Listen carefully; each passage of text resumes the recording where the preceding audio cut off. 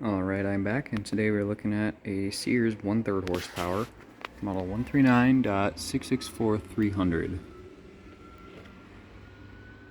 don't know if you can read that or not.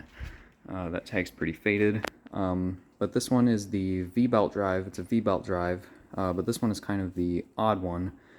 It's V-belt drive, but it's board-based. As far as I know, this is the only Chamberlain V-belt that had a board in it. To my knowledge, there was never a LiftMaster or Chamberlain version of this. This was made in, I think it was August of 1981. So this one was out the same time that they had gear drive ones. So this one was probably an option for, I guess, people that didn't want to have to do maintenance and grease their gears and whatnot. I got this unit from Brady. I sent him a Craftsman 3/4 horsepower screw drive in exchange for this one. So really, this one is pretty much the LiftMaster 1000 series, except that instead of having a mag relay and a thermal light delay, there's instead a control board with relays on it. Everything else though is the same setup. It still has the same limit system, which is annoying to set. I did have to set limits on this one, unfortunately. And we still have the same force setup here with the little wire that this plate will move over to touch and ground out to stop or reverse it. And then it's spring-loaded on either side to adjust the force. This one I do not have a light lens for, unfortunately. Those are very hard to find though, so not a big deal. And we of course do have my old style trolley with the appropriate style release handle and my wedge piece. Now the thing with this opener, and which is actually a little weird, so both of my other V-belt Chamberlains will line up with the current bolt pattern for the rail, meaning that if I wanted to, I can use this one-piece T-rail here from the 8365, this one. But as you can see on this opener, I have a 3-piece T-rail. This unit has the old bolt pattern where this bolt is on the opposite side, this one is also on the opposite side, and it's farther up. You can see the other two holes are where the current what the current bolt pattern is. This rail came off of my other V-belt Sears, and that one has the new bolt pattern. It'll bolt up to a square rail. I did not drill that hole. That hole was already there. I figured I'm not going to waste time, drilling into a rail when I have one that already works. So really, yeah, I mean, as far as setting the limits on this one, I didn't actually have too much trouble with it. The biggest thing that was being annoying was, where is it? This stupid idler sprocket. I hate that thing. I just put the roller up front. The sprocket, I mean, I guess it's a little more heavy duty, but it was popping and making so much noise, and yeah, I'm probably never going to use that thing, honestly. That one's just quieter.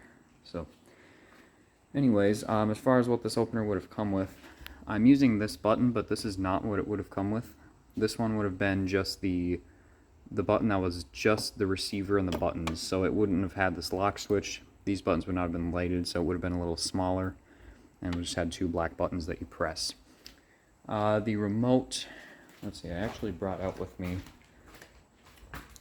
the remote it would have came with, I believe, would be this, or something that looks like this. This one is 9 binary switches, so I don't think this is the one that it would have come with. Being 1981, they did also have these remotes out in 1981, so, but I'm pretty sure that this is the remote it would have been, or this is what it would have looked like.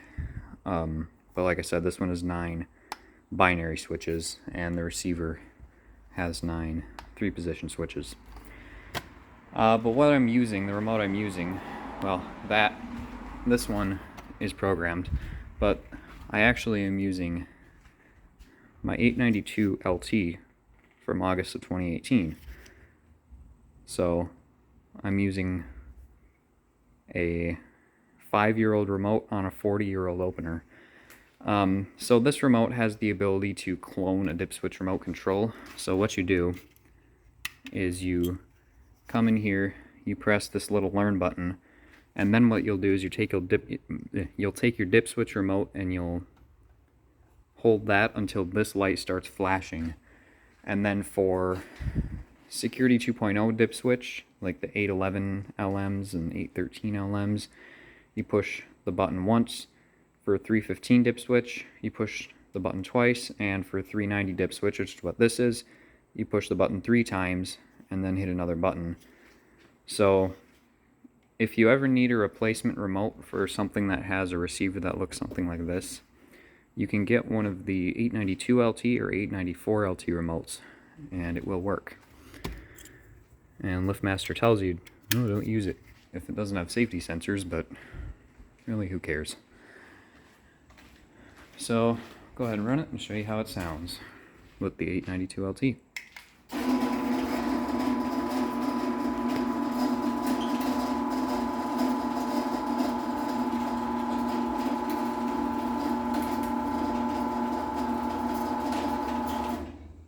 So yeah, it's a very quiet machine. The case does vibrate a little bit, but it's not that big of a deal. Also, this thing actually has 3/8 inch case screws instead of 1/4 inch.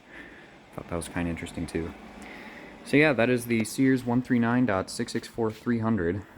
Really like this machine. I will be able to install this one. I just won't put it on the one-piece T-rail for the small door and the mini door.